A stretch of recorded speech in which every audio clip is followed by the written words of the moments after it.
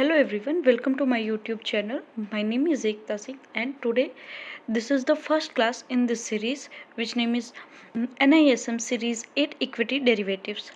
तो आज की इस वीडियो में हम ट्राई करेंगे समझने की डेरिवेटिव्स क्या होता है, उसका डेफिनेशन क्या होता है, एक एग्जांपल देखेंगे, उसके कुछ फीचर्स देखेंगे और अंडरलाइंग एसेट क्या होता है।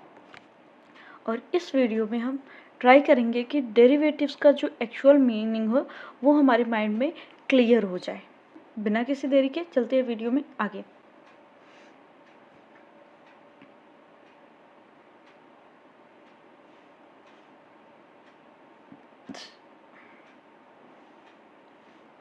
तो बात करते हैं इंट्रोडक्शन टू डेरिवेटिव्स का।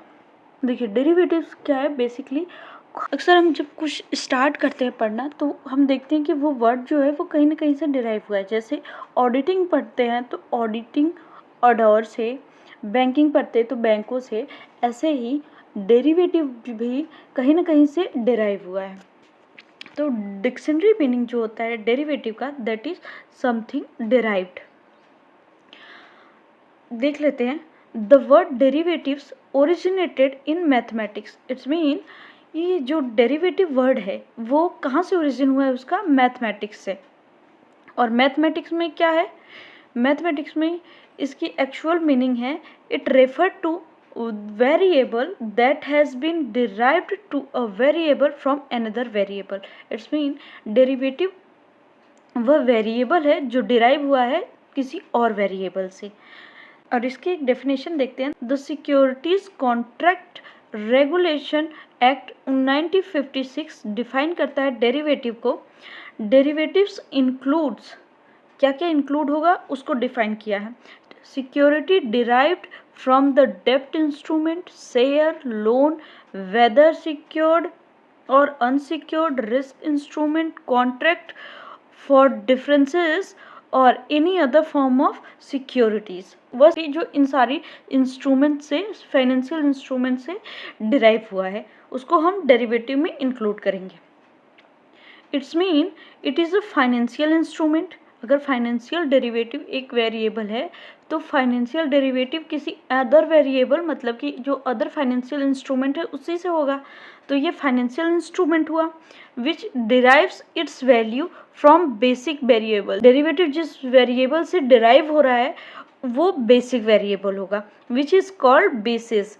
बेसिस में भी अंडरलाइंग एसेट, इंडेक्स और रेफरेंस रेट। इट्स मीन जो बेसिस होते हैं वो अंडरलाइंग एसेट भी हो सकते हैं, इंडेक्स हो सकते हैं या रेफरेंस रेट हो सकते हैं। एग्जाम्पल के लिए forward contract on gold is the derivative instrument while gold is the actual underlying asset. Example के लिए फॉरवर्ड कॉन्ट्रैक्ट ऑन गोल्ड एक डेरिवेटिव इंस्ट्रूमेंट होगा जबकि गोल्ड जो एक्चुअल गोल्ड है वो अंडरलाइंग एसेट होगा। इसमें दो चीज़ों पे हम बात करते जा रहे हैं, एक डेरिवेटिव पे, एक अंडरलाइंग एसेट पे। तो डेरिवेटिव को हम ये तो समझ गए कि एक डेरिवेटिव एक फाइनेंशियल इंस्ट्रूमेंट है, तो इसको हम डिफाइन कर सकते हैं। Financial derivative is an instrument, यहाँ पे विच रहेगा, which derived from the financial instrument. Financial derivative एक इंस्ट्रूमेंट है जो फाइनेंशियल इंस्ट्रूमेंट से डिराइव हुआ है। ठीक है, आई होप आपको बात समझ में आ गई हो। नहीं आई है तो इसको हम और क्लियर करते हैं एक एग्जाम्पल के थ्रू। जैसे मान लीजिए फिजिकल गोल्ड का जो रेट है करेंट वो है 73,975 रुपीज़। मार्केट में जो गोल्ड है, जो सुनार के यहाँ, उसका प्राइस है 73,975 रुपीज़। और जो इलेक्ट्रॉनिक फॉर्म ऑफ गोल्ड है which is traded on MCX, that is multi commodity exchange, उसका जो रेट है वो है 73,210 रुपीज़। तो ये जो वैल्यू है ना, ये वैल्यू डिराइव कहाँ से होगी, इस फिजिकल गोल्ड के परफॉर्मेंस से, कि मार्केट में ये जो फिजिकल गोल्ड कैसे परफॉर्म कर रहा है इसके बिहाफ पे ये जो इलेक्ट्रॉनिक फॉर्म ऑफ गोल्ड है उसकी वैल्यू डिराइव की जाती है। अच्छा, एक चीज़ नोट करेंगे आप, ये जो फिजिकल गोल्ड है इसके रेट में और जो इलेक्ट्रॉनिक फॉर्म ऑफ गोल्ड है या फिर कोई भी ऐसी जो अंडरलाइंग एसेट है और जो डेरिवेटिव है उसके बिहाफ पे, इन दोनों की वैल्यू में ज़्यादा डिफरेंसेस नहीं होंगे, बहुत होंगे तो बहुत थोड़ा ही डिफरेंसेस देखने को मिलेंगे आपको। इस केस में जो फिजिकल गोल्ड है वो अंडरलाइंग एसेट हुआ, इसके बिहाफ पे जो एक इंस्ट्रूमेंट, फाइनेंशियल इंस्ट्रूमेंट हम लोग बना रखे इलेक्ट्रॉनिक फॉर्म ऑफ गोल्ड, ये एक डेरिवेटिव हुआ और इसकी वैल्यू डिपेंड करेगी इस फिजिकल गोल्ड के परफॉर्मेंस पे, मतलब अंडरलाइंग एसेट पे। तो यहाँ दो चीज़ें तो क्लियर हो गई, अंडरलाइंग एसेट कौन है जिससे डेरिवेटिव डिराइव कर रहा है अपनी वैल्यू, और डेरिवेटिव कौन है जो अंडरलाइंग एसेट कैसे परफॉर्म कर रहा है उसके बिहाफ पे कॉन्ट्रैक्ट जो हम लोग कर रहे हैं या फिर प्रोडक्ट जो है। ठीक है, अब बात करते हैं कुछ इम्पॉर्टेंट डेफिनेशंस की और कुछ इम्पॉर्टेंट फीचर्स की जो हमको और क्लियर करेगा कि फाइनेंशियल डेरिवेटिव एक्चुअली में क्या है और कैसा है। ठीक है, बात करते हैं। Financial derivative is an economic contract whose value depends on or is derived from the value of another instrument or underlying asset. It's mean financial derivative एक इकोनॉमिक कॉन्ट्रैक्ट है जिसकी वैल्यू डिपेंड करती है on the value of another instrument और underlying asset. Derivative is a contract और a product whose value is derived from the value of some other asset known as underlying। यहाँ पे underlying को define किया गया है। यहाँ पे हम कुछ फीचर्स के बारे में बात करेंगे जिससे कि डेरिवेटिव को और क्लियर किया जा सकता है।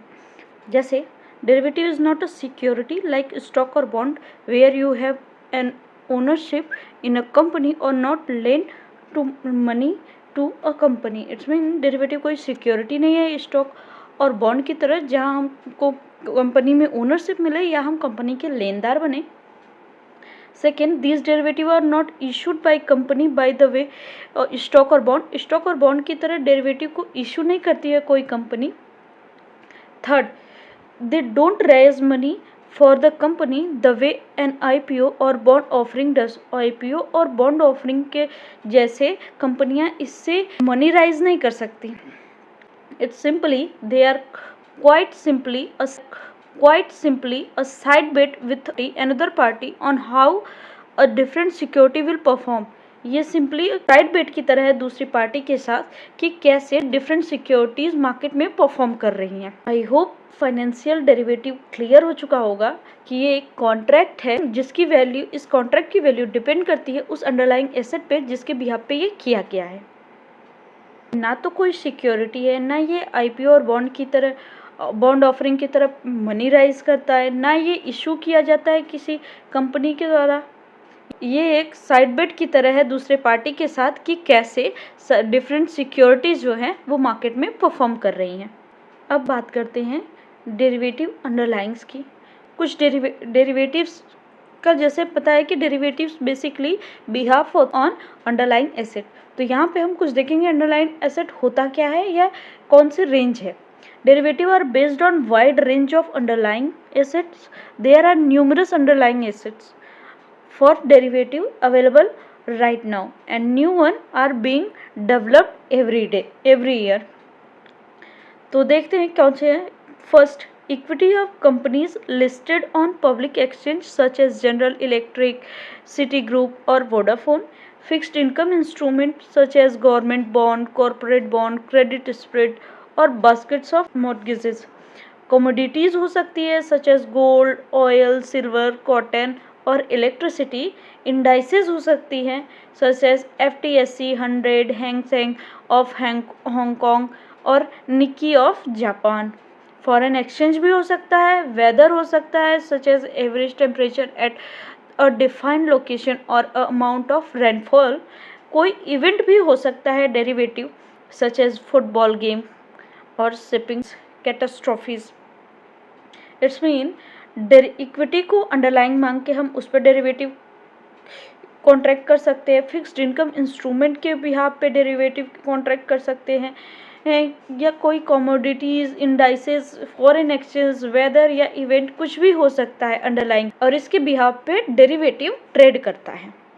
सो इस वीडियो में हमने देखा एक डेरिवेटिव होता क्या है, बेसिकली उसका मीनिंग कि ये कॉन्ट्रैक्ट है या प्रोडक्ट है जिसकी वैल्यू डिराइव होती है अनदर इंस्ट्रूमेंट जिसे हम अंडरलाइन कहते हैं।